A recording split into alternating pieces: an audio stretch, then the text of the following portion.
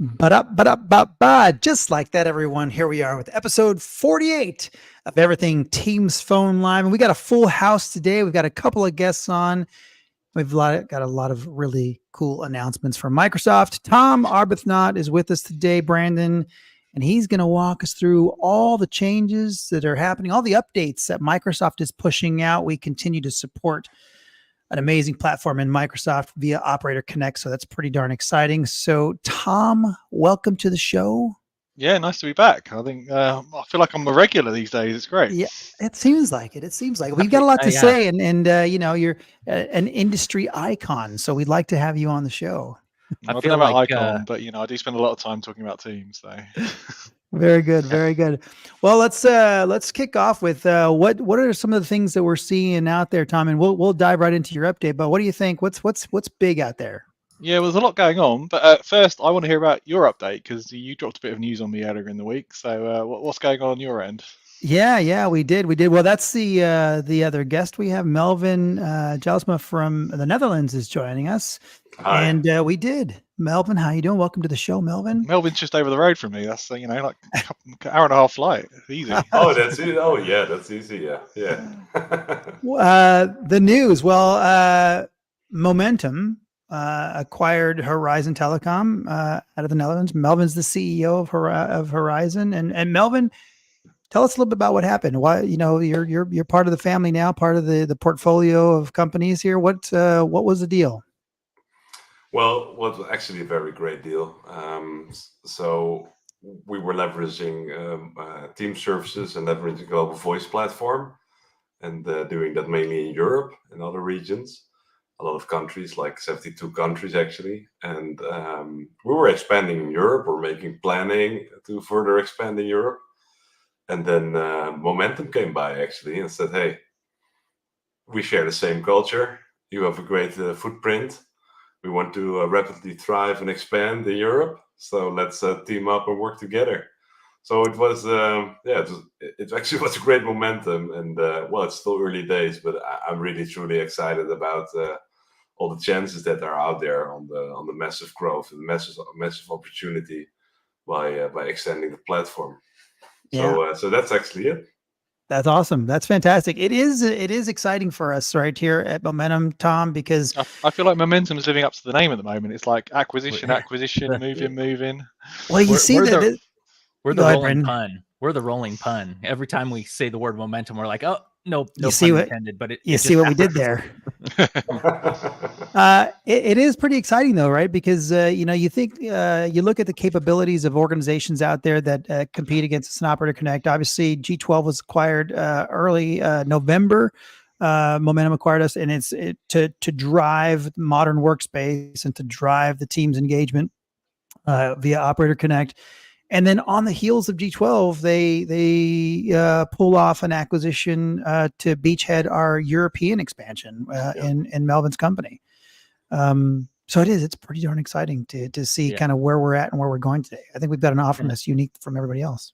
Yeah, and I think it's going to be cool to see as we go down the road as Momentum, G12, and Horizon combined, what we end up doing in the Teams ecosystem, whether it's Operator Connect or, even direct routing services. I think we're going to become kind of that force to be reckoned with, I think is our goal anyway.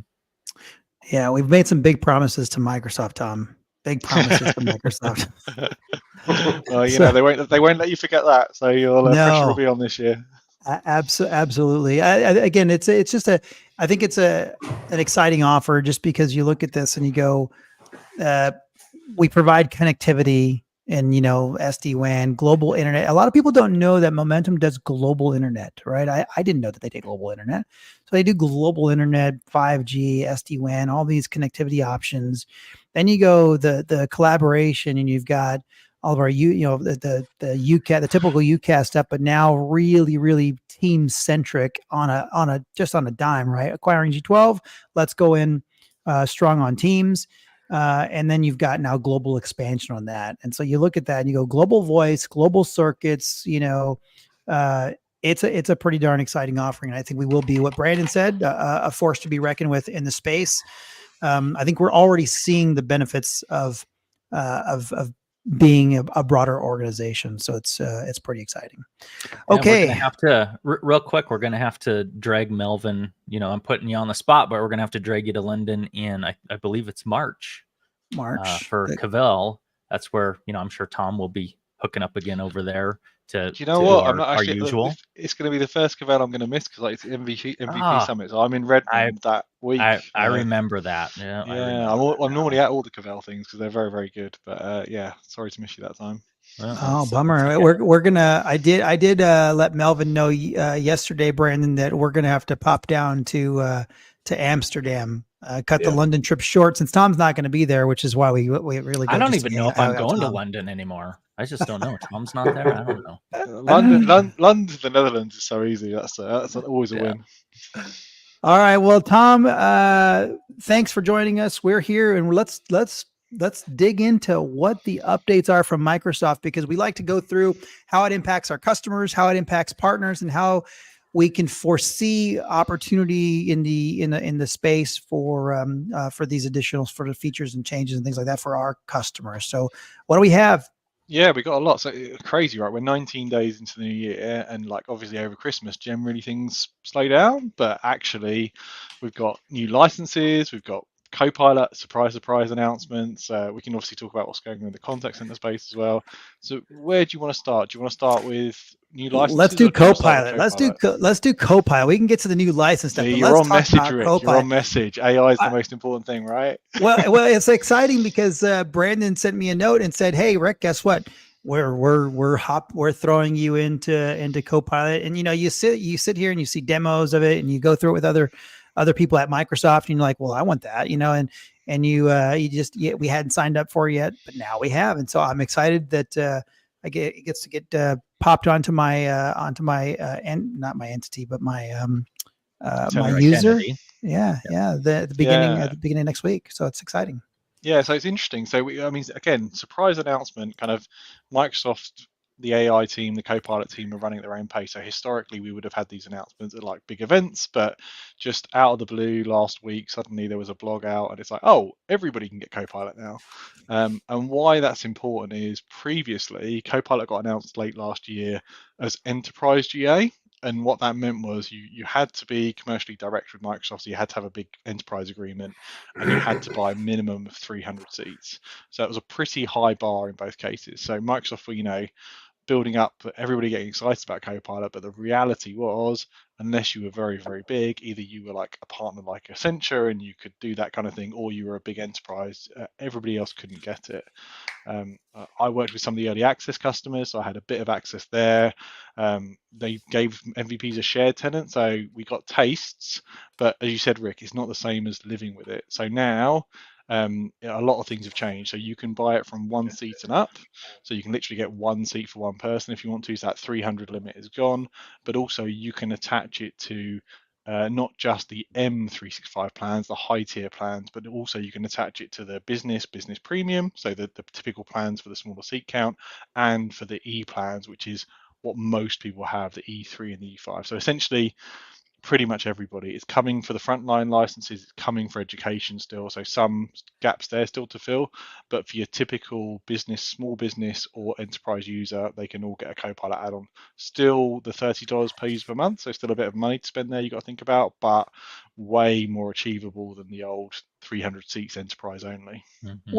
What do you see as and now you've had a lot more exposure to it in everyday life, with MVP, and what are some things that you see organizations using it for successfully? Like there's a big question on whether or not $30 a user is enough value to drive that price point.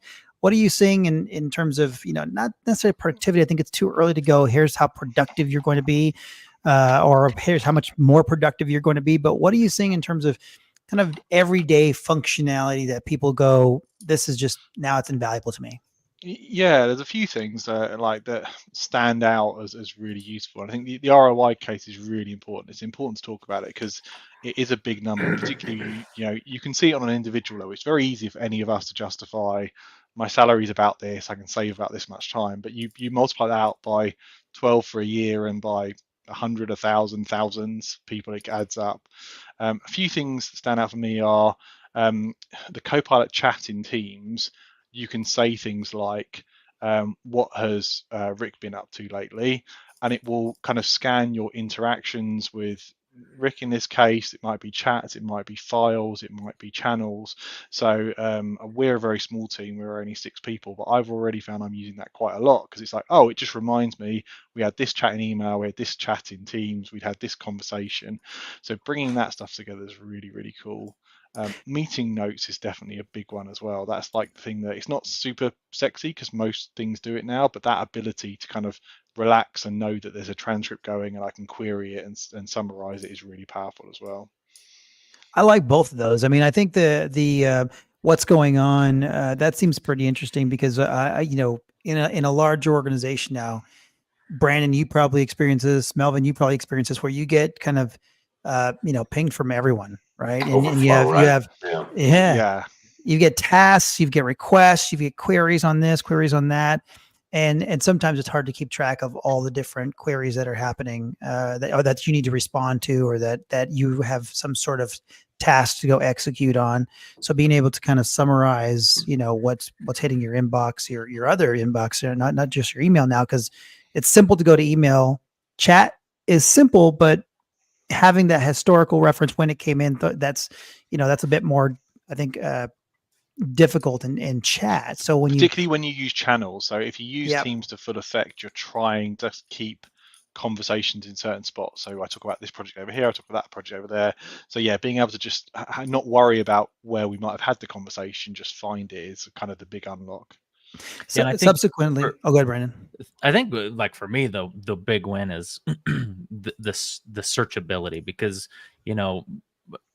probably all of us here know the search bar in Outlook, the search bar in Teams isn't necessarily all that robust. So unless you can kind of narrow down to a very specific phrase, or the person that you're searching the conversation thread or email thread on, I spend a lot of time, especially as you become a newer, bigger organization where you're still learning names. You can't remember who said it.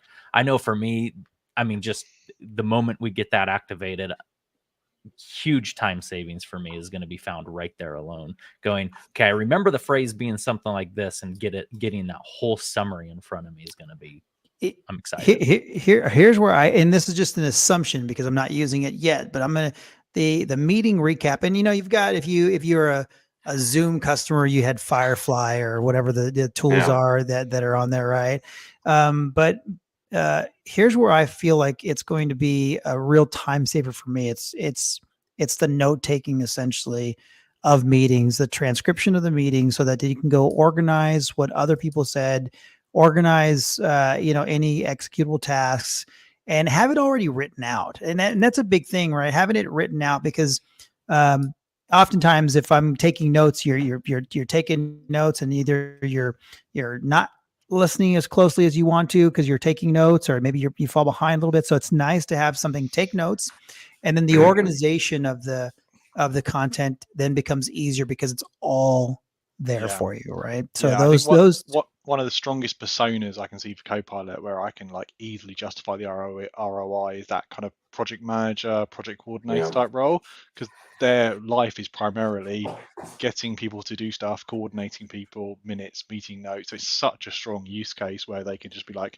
Copilot's got it all. But also with Copilot, you can go back and query those meetings later. So who said what, who took what actions. So yeah, there's a really, really good use case there. And Tom, what languages is now supported? Is it supporting now only English, or no? There's a few other languages it supports as well. You put me on the spot, so I have to check now. But it is more than just English. That's good. Yeah.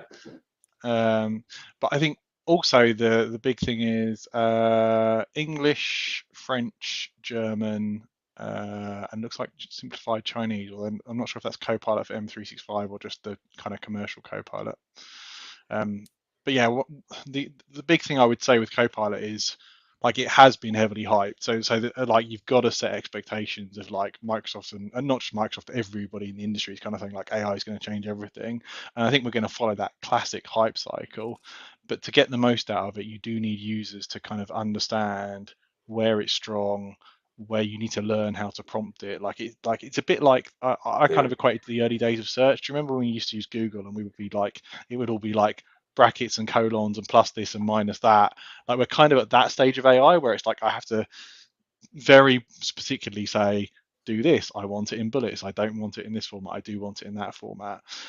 So I think it's good to kind of temper expectations, and where it's strong is summarizing stuff you've already got. So I've got an 11-page Word doc, like summarize that up for me. It's great. Yeah.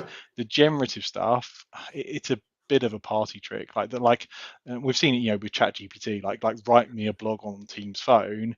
It will generate something that appears to look like a blog about Teams Phone, but if you know the space, you're like, yeah, it's very generic. It's guessed some things. So when I talk to people about it, I'm like, think about it more as summarizing and assisting you, and less about actually, ironically, generative. It's generative AI. Like you need a good base set of data to get the most out of it. All right, that's exciting. Well, I'm excited to kind of dive into it, use it, and see how it impacts daily life. Melvin, is there a huge sort of kind of a swell of requests for that in Amsterdam and the greater sort of European market that you guys serve?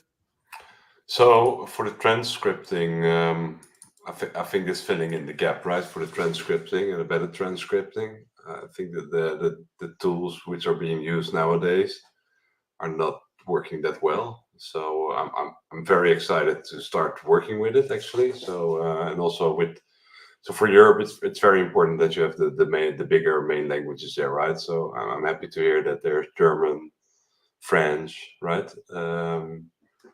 English is always important, but I'm really eager to see how the roadmap will evolve, right? For like Spain is a very big market, or Italian market, and then they tend to be very domestic, right? So it needs to be needs to also support Italian and Spanish, etc., to make it a full benefit in those countries.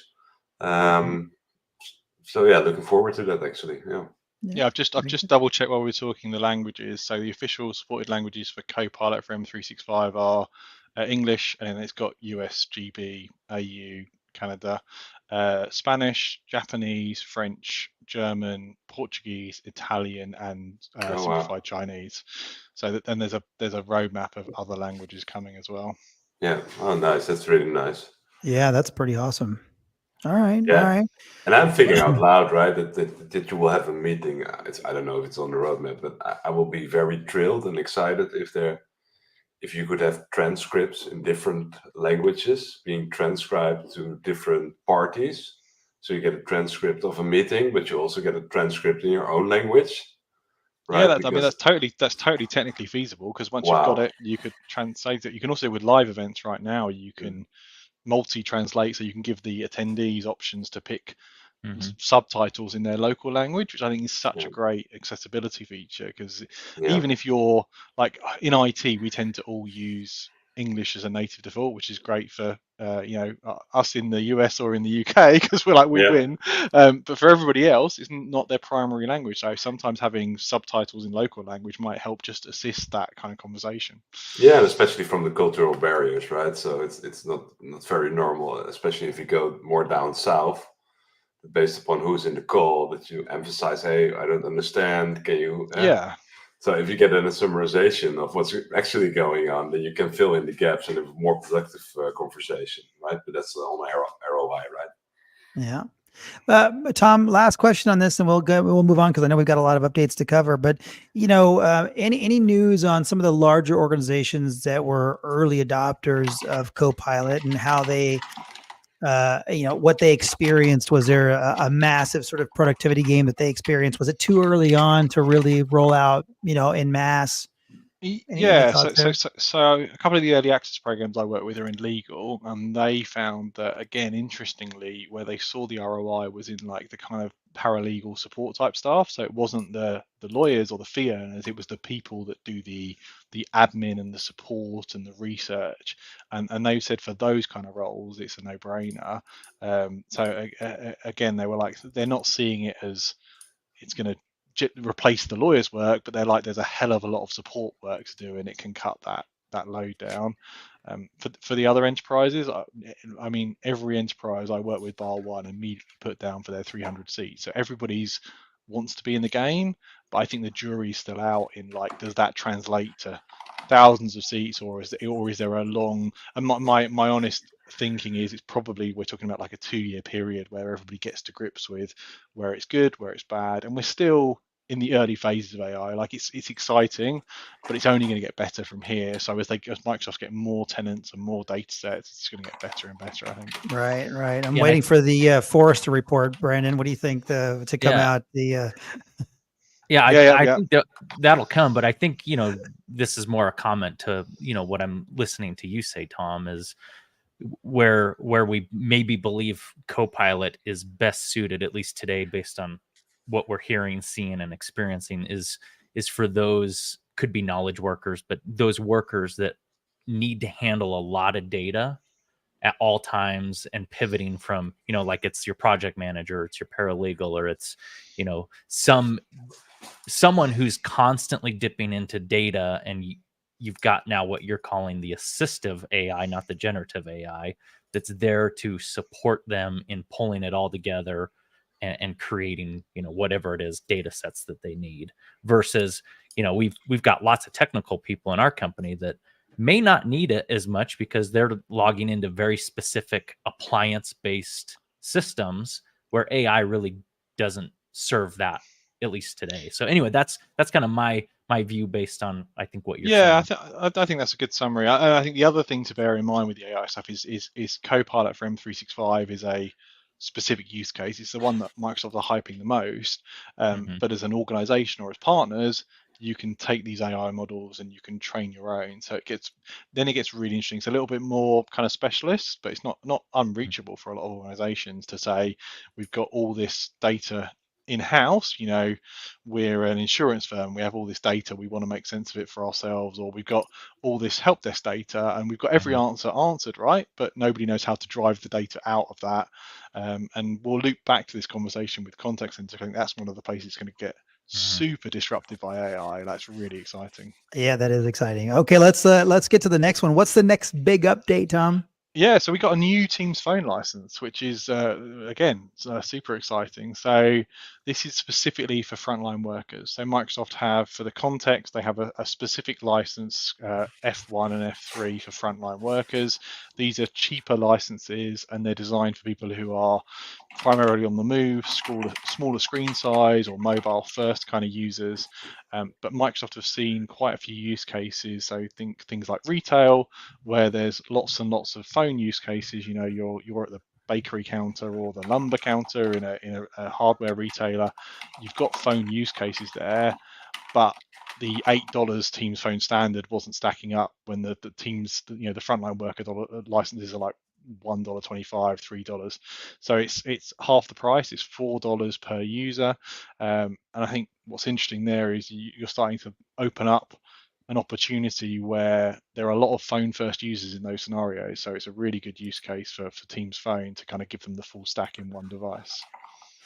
Brandon and I chatted about this last week a little bit, right? Because this was a huge announcement, and it's we feel like the customers, the opportunities that have been holding back with their on-premise equipment, their Cisco platforms, their Avaya platforms, where they've got tens of thousands of users globally, then they've been waiting for something like this because they can't make sense of the $8 a user for the phone license for a large number of these frontline workers. And now, was it $4 a user? Yep. It's like half the price. Yeah, that becomes more and more appealing, particularly if you keep up the pricing of a massive infrastructure, right? When you've got, and I'll pick on Cisco, but I don't mean to pick on Cisco, but just because I know that it's like, when you've got cubes everywhere, and when you've got call managers everywhere, and you've got updates and licensing, and you've got people that support updates and licensing, right? So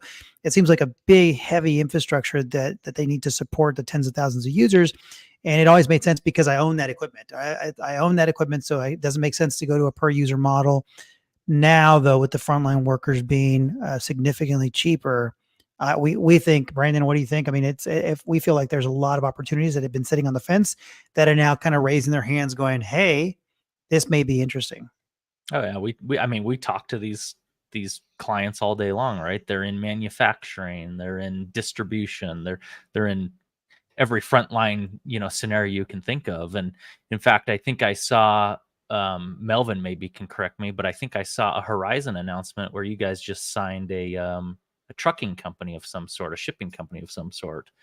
That it may become very practical for even that kind of customer where they're, I don't know what actually you sold, so I might be misspeaking, but if they've got Teams Mobile or something, then that's potentially an opportunity there. So I think it will work. Like if you, we signed with Nelefat, so they're quite a big logistics company working globally. So I think 50 sites, 30 countries or so. And if you look at those truck workers, yeah, they would normally not be involved with anything Teams, right? So it could open up that space. Yeah, I really haven't thought about that actually. So it's actually quite a good idea, but normally they're just taking out of the equation, right? Yeah, So, normally. Yeah, Yep. and you think about frontline, like often you kind of forget there's some frontline worker use cases that aren't the typical things we think of. So like there's a big tax kind of advice company in the US, and they have individual advisors who run around on iPads, and it's like, oh, they're frontline worker, right? They're iPad first. They sometimes work from home. They are sometimes on the road, but that they can now have their phone with them wherever they are on that one device. So it kind of unlocks that capability to have a proper legit business phone, your call queues and your auto attendants and all that good stuff you get in with Teams, potentially compliance recording, potentially Copilot now. So you're adding functionality as well as kind of giving them a better experience. it's a quick access also, right? That will enable them to thrive, right?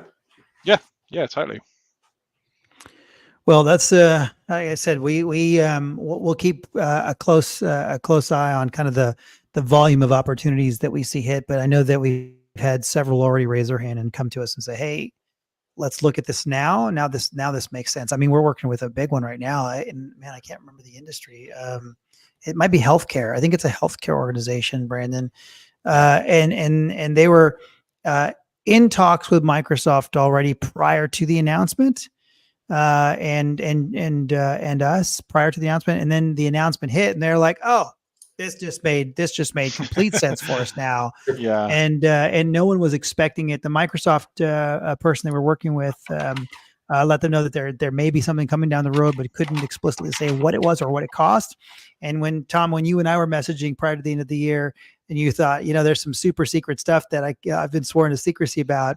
I thought I knew exactly where you were going with that, because I was like, oh, I think this is that the frontline worker license being reduced, and I didn't have the exact number yet, but $4 came out, and I'm like, oh, that's fantastic. So I want to ask Tom. I want to ask you a question. I asked Jason, our guest last week, who's with Microsoft, his opinion, and I'm kind of curious to know your opinion on how you see this frontline licensing play in parallel or not with the shared call plan. Oh, good question. Yeah, like, I think it's big, but I'd like to know your take. I'm excited for you to bring that up, because none of the telcos want to talk about shared calling, because like it's a kind of interesting. So for recap for the audience, shared calling is the ability to have a kind of the classic channel based, almost like DDI based model, except they're not DDIs. They're now UPNs, they're email addresses. So yes, I think this is a really interesting use case where, if you're giving those frontline workers the $4 Teams phone, you probably, a lot of them don't necessarily need to do a lot of direct inbound, because they're just making the occasional call maybe, or call queues and auto attendants. It comes into a routing system. So yeah, I think these stack really well, where you can have the frontline worker have shared calling, have a few channels available for concurrency, and give them a really cost-effective way to activate. I'm glad you said that. I think it's going to be big. I think, even if the telcos don't want to talk about it, I think it's important, at least from my perspective. We're always looking for, we want to save our customer money, right? But I think more importantly, I think if we as the telco now the TechCo, as we borrowed from another Microsoft guy, as the TechCo, if we can offer that Thank you, Roy. that super creative solution, even if it comes maybe a little bit at our detriment, from a overall MRC or whatever you want to call it, I think you're going to win that customer loyalty because you're putting your best foot forward right out of the gate with them. Yeah, I know you guys are in a spot where you've got other things you can offer for the customer, right? And that's the game these days, is you can't just be a minutes telco. You've got to have other options. You've got to have your connectivity, your recording, your contact center, whatever it may be, ProServe, but like bring some more value to the table. That's interesting, because that's what we were in a room filled with Operator Connect providers. Was it London, Brandon? I think it was London in November or something like that. Yep. And we some very, very large organizations that didn't have sort of the surrounding services that you need in order to kind of supplement sort of the license, or the services, the minute services. Yeah. And what I think wasn't being grasped in that room was the concept of, the faster you get a user onto Microsoft Teams, the more services you can layer on. Now, I think the big caveat for them was, well, we don't own those other services. So for them, it wasn't, let me go find someone else's compliance recording and let me add it in. Let me find someone else's contact center. I think their thinking was, we're this massive company and we've got a lot of services, but we don't own the other services that we could potentially add on to. And that was where partnering became a really interesting, like, this is what you need. You need to partner in this organization, because you're not I don't think there's an organization out there, say for Microsoft, that could move as fast as the industry is moving, or to keep up with Microsoft, let's just say, and to keep up with the enterprises that want to move to Microsoft Teams. We're talking, is it 210 million users? I forget the number. 320 monthly active. 320 million. Yeah. And you look at that. Crazy, yeah. I think, what is it, 70 or 80 million of them are E5 licenses, or have telco sort of enabled on them. And there's stacks of already ready to go licensed users, and that's where, again, shared calling comes into play. Is like, if you can bring it to an enterprise that's already invested in Teams, because maybe they bought E5 for security, or maybe they bought E5 for Power BI or something else. Right. And actually, I don't know how it is in the US, but in Europe, a lot of enterprises are in cost optimization mode. You can come in and be like, look, you've already got a phone license here. You're halfway there. Like, you're paying all this old PBX maintenance. You've got all this cost here. Like, let's bring you forward. And then if you're doing shared calling, it's an easier project to get them started, because you can be like, well, let's light up outbound for now. Then we'll worry about porting. Then we'll worry about the migration. Yeah. Well, back to Brandon's comment, I think shared calling and the frontline worker license together, is going to be an interesting concept or prospect for organizations. I think it's just going to lend to the whole, taking aim at the physical prem PBX that's been aging for a long time, that customers are unwillingly keeping up. And now I think this is going to put them over the edge and go, okay, now we can make this happen on a per user basis. So that's pretty exciting. Okay, what's next, Tom? So who's iPhone and who's Android on this call? I feel like Brandon's going to be Android. I've got Android. I got three different iPhone. Oh, you got everything. Oh wow, that's complex. I got to test all these different applications we develop, so I need a little flavor of everything. But, that's how you justify it, right? I get it. I need one of these. I need one of these. I need an Apple Vision Pro, because we're going to do something with that for sure. Hey, you never know. So for the Android fans out there, we're going to get Android Auto. So we've got Apple CarPlay. I'm an Apple iPhone guy, but we've had CarPlay for absolutely ages, and Android has been lagging behind. It was announced at Google I/O like way back in Feb 23, but now finally it's coming. So February next month, Android Auto will get a full experience, meaning when you've got Android on your phone, you've got Android Auto in your car, you'll be able to click to join your meetings, you'll see the active call, you can do direct calling, all that kind of stuff with a nice UI. Obviously, drive safely and all that jazz. But I was like, gonna say that's pretty funny. yeah, Pull over to make your yeah. call. Yeah, Wink, only wink. press the buttons when you're stopped, and have your handbrake on. But yeah, I mean, I use like there's no video, obviously, right? So it's just click to call, and here's the reality, right? People are going to make calls in their cars, so hopefully these nice big buttons make it a bit safer.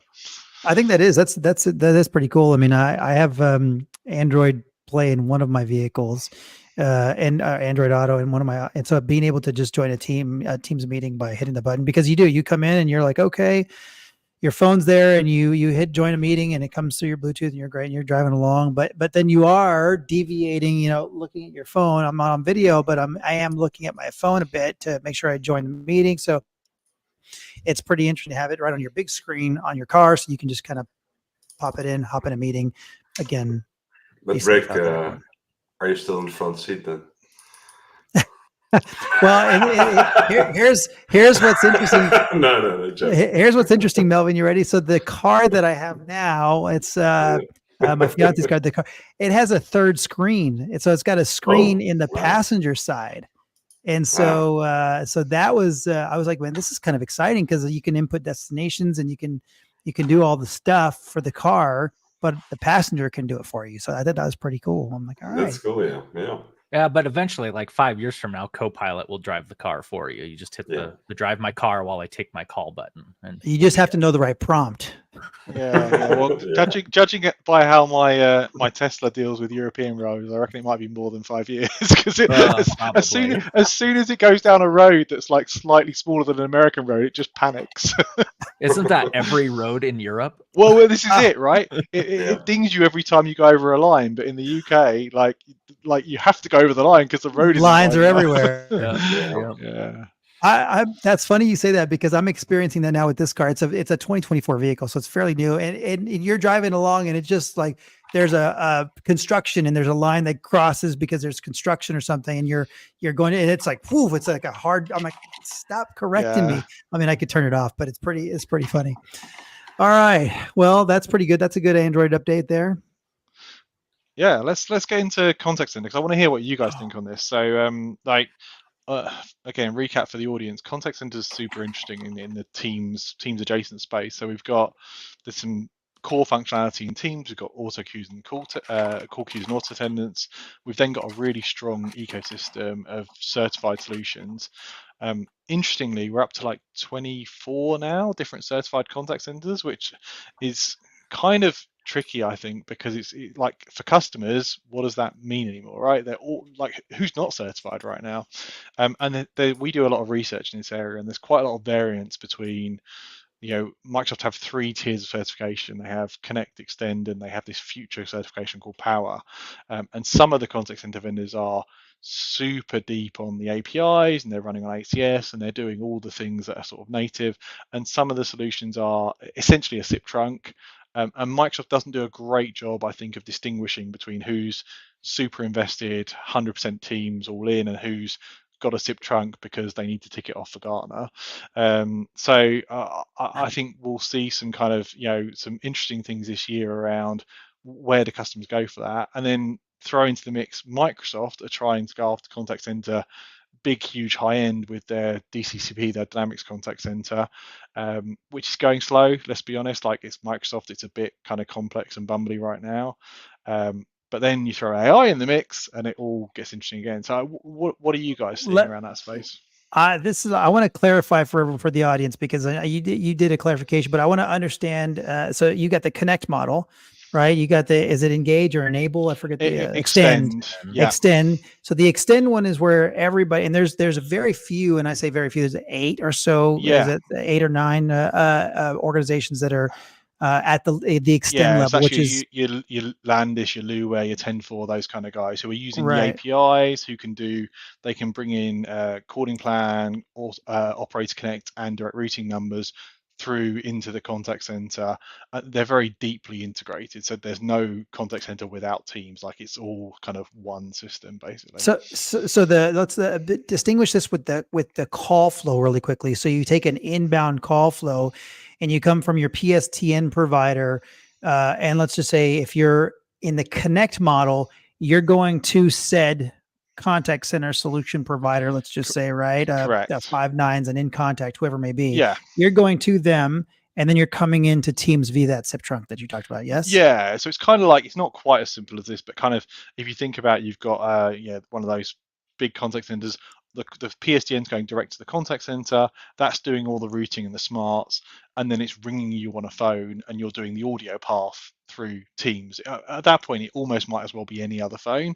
There's a little bit more integration than that. There might be some UI, there might be some presence awareness. So, but it's not as deep as we're going to use all Microsoft's APIs and kind of get really deep. And then there's this using ACS first power type model, which had never really come to fruition, but is still in the works, where it's all living on Azure and it's even more native still.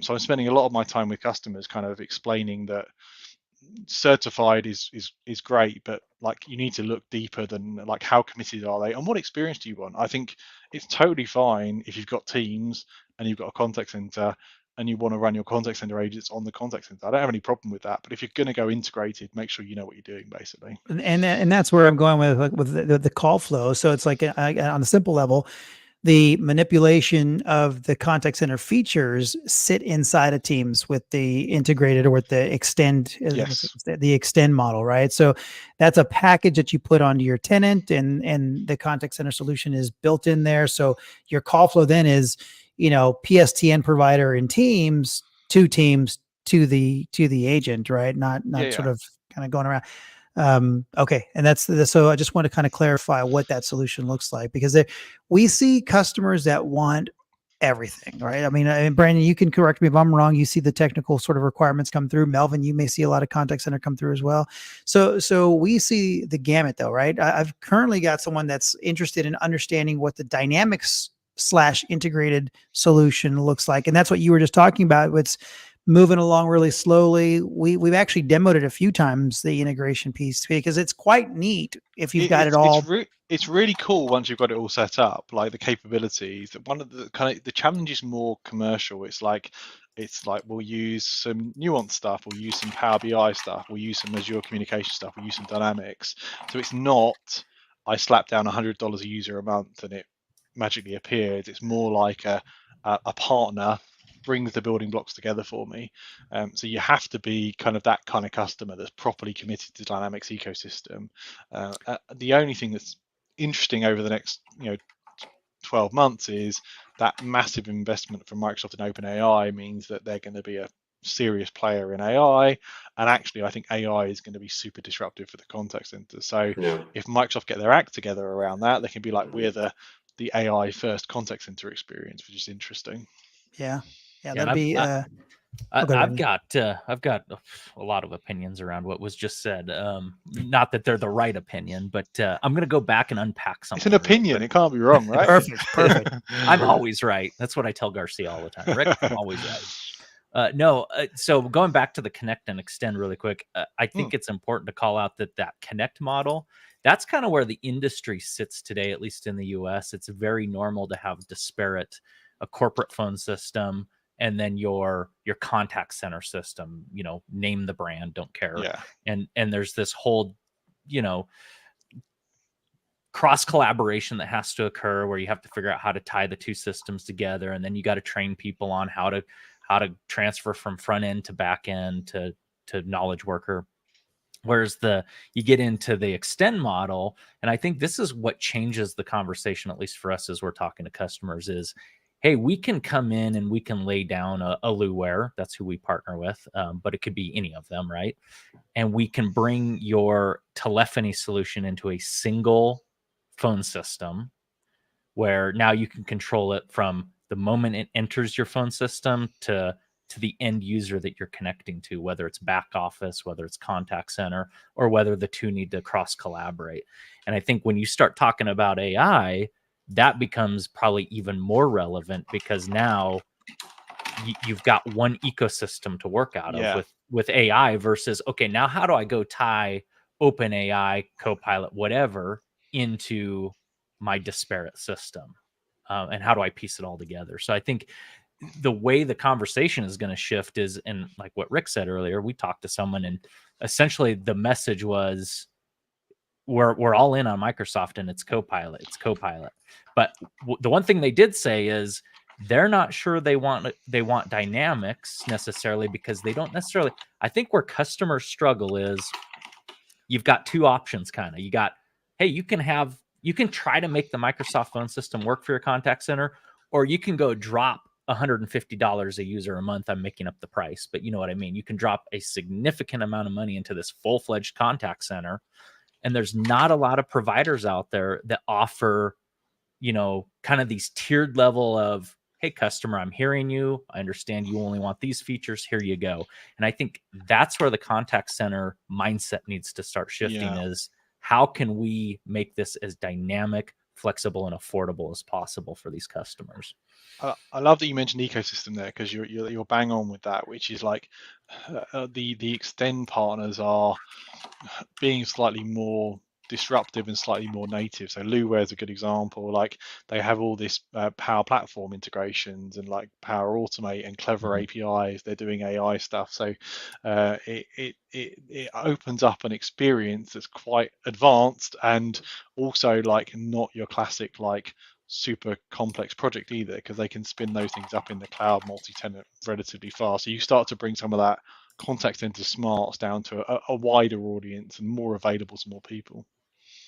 It's interesting, and I think I say this just about every time we talk about contact centers, particularly the extend model contact center solutions. They seem to come out of Europe typically. Like I think you're hard pressed to find an organization has a few. yeah, we it's have like indeed, it's hard pressed to find an extend model solution that's based in the US. In fact, I don't think there are any based in the US. I think there's maybe one or two in Canada. Yeah. And if I think about, Anywhere 365 and Computer Talk as an example, but the rest of them, the Luwares of the world, they're European based, and there's quite a few. If you look at the 8, there's 2 in Canada, and I think the rest are out of Europe. I mean, it's quite sort of the hotbed for development within the Microsoft ecosystem, and I think that is important. The ecosystem, Tom, is what we talk about when we put organizations into Microsoft Teams via Operator Connect, let's just say, or direct routing. It's part of our discussion with them is the greater ecosystem, the capabilities that you can at some point gain access to and utilize, whether it is, Copilot in Teams, whether it is, Power Automate, right? So you can connect different applications to calling features and information coming in.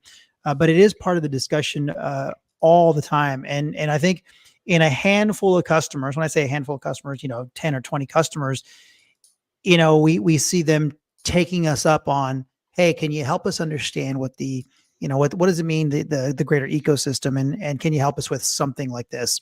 And that's where I start as a product and marketing person. I start to think of how do we productize all of the Microsoft components from an ecosystem perspective and help those customers.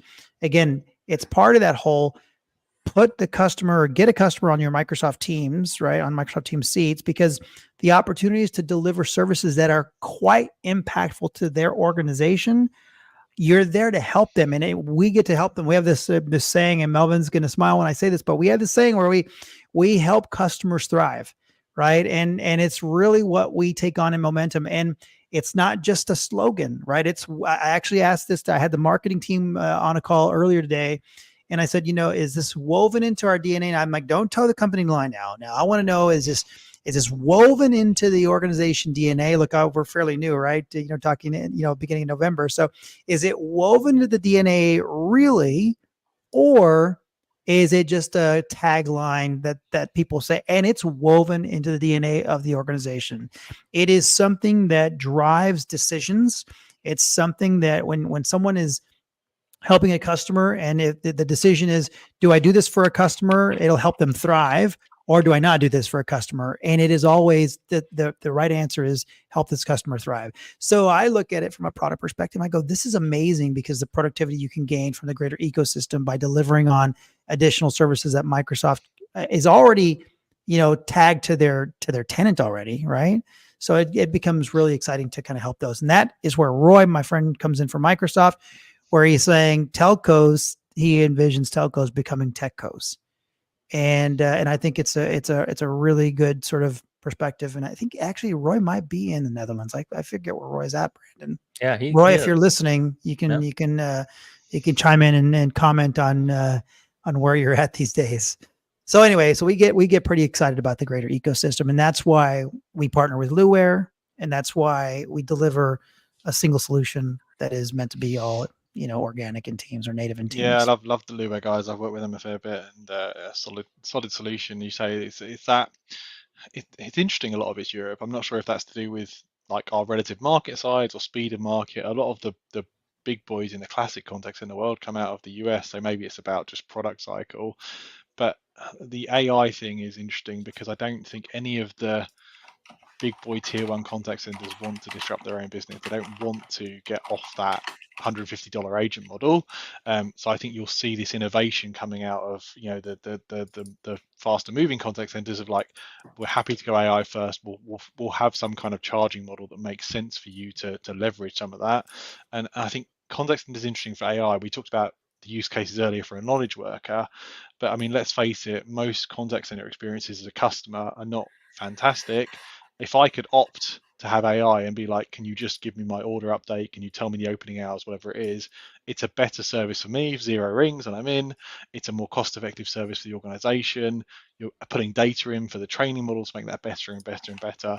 So I'm betting that in this early phase of AI, which we're still in, contact center will be one of the first areas to get like seriously disrupted. Interesting.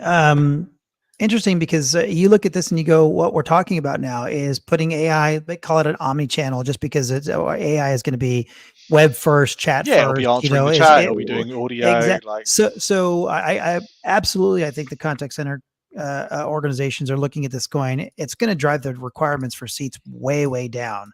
Right. I mean, if you look at the amount of inquiries that they get via telephone, via chat, via email today, and then you take it and you forecast it out 2 years, and you look at that and you go, as long as there's an application that makes it easy to and I think I'm not gonna, there's a lot of applications out there that help make it easy. Tom, you and I talked about one when we were in London in November. Is it Intercom or Intercom? Yeah. We use Intercom for all our support on Empowering Cloud, and it's a chat-based product. It does have some other capabilities, but they do a no-win, no-fee model with AI. So you activate this, they call it Fin, their bot. It mines your support information, and if it can answer the question at the end of the chat, the customer says, yep, I'm good, thanks very much. They charge you like 50 cents or whatever. And if it doesn't answer the question correctly, they say, no, I need an agent, then they don't charge you. So they're doing no win, no fee, which I think is so disruptive of like, well, let's just try us out, right? Nothing to lose. That's really disruptive. I mean, and you look at services like that, and you look at Microsoft's bots that they've got there. They've got the bot sort of, platform to quickly create, bots on your platform on your tenant. You could parallel that experience very easily with Copilot Studio and OpenAI APIs on Azure, and you can have more control over that experience as well. I think also we'll see early in contact center agent kind of coaching come into play, because that's super safe way to start, because you're not putting the AI right in front of the customer, you're just putting it like with the agent, so ultimately the agent can kind of filter out if there's any hallucination or any risk there. So I think that as well. Yeah. Okay. Well, do we have any time? Any last comments on the contact center? And what's interesting is to me, it's like none of that required a seat. How many seats do you have for contact center, Tom? On at Empowering Cloud, right? You just don't. So it's going to be really interesting for them. Yeah. I'm watching it closely this year. We'll see. Enterprise Connect is the kind of first big show of the year, so we'll see what's the buzz is there around AI and contact center. But I think there'll be some announcements. Yeah, absolutely. All right. Any short updates on anything else that we want to chat about? No, I think that's all the big stuff so far. And we had Operator Connect in India, which is interesting. That's a really complex market, and there's 3 providers out there now doing India. So that was a big tick from a kind of global organization point of view to have true cloud telephony. Big contact center market also, right? Huge. Biggest one. Biggest one, yeah. Yeah, and lots of enterprises have big development teams out there as well. So again, being able to light them up without local Mhm. SBC and all that complexity is a really nice touch. But yeah, 19 days in, I think that's what we've got so far. We'll see where the rest of the next couple of months takes us. Very good, very good. What shows or what speaking events do you have lined up, Tom? So ISE's next. That's over in Barcelona. That's a big devices and AV show. So I'll be there at the end of the month. A lot of Microsoft people over there because obviously Teams Rooms is a big part of the experience there. And then I think a few local talking gigs around here, but my next big one is Enterprise Connect. I'm doing a pre-day training on the Monday, so I'm doing 4 hours for the team service owners, helping them understand like some of the stuff we talked about today, the ecosystem, best practice, target operating model. So yeah, that'll be fun as well. Excellent, excellent. Brandon, we'll have to hop in there and see if we can sneak into Tom's 4-hour training. You're welcome. Okay, well, I think that's all we've got for the day.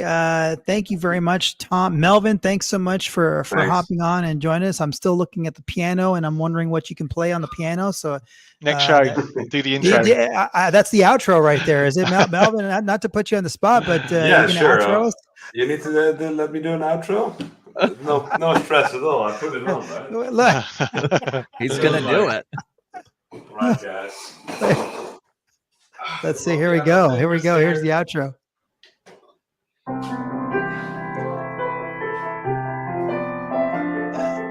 That's all we have today, episode 48. Tom Arbuthnot, thank you very much for joining us. We appreciate it. Anybody out there have any questions, pop us a DM. Thanks for joining us, Melvin. We appreciate it. Everyone, that's episode 48. Brandon, send us off one more time. Everyone, enjoy your Friday. Have a safe weekend, and we'll catch you at episode 49 next Friday. There we go.